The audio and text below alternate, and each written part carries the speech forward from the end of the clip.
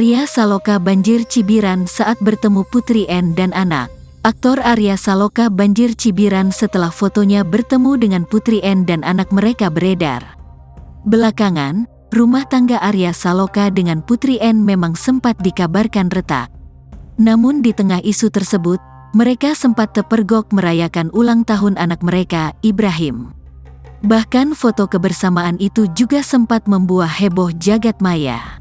Dalam potret tersebut, Arya Saloka sedang mencium putranya yang berdiri tak jauh dari Putri N.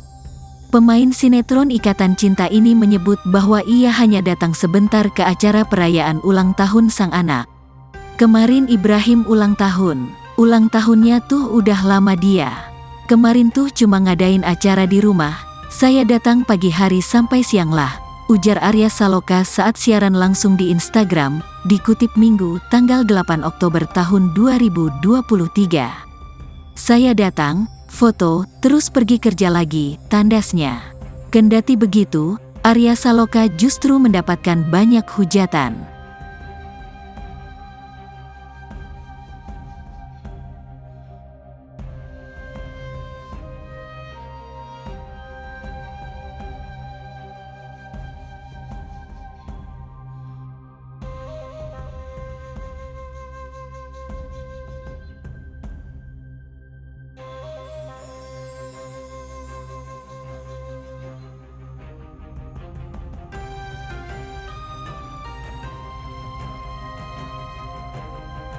Download Tribun X sekarang, menghadirkan lokal menjadi Indonesia.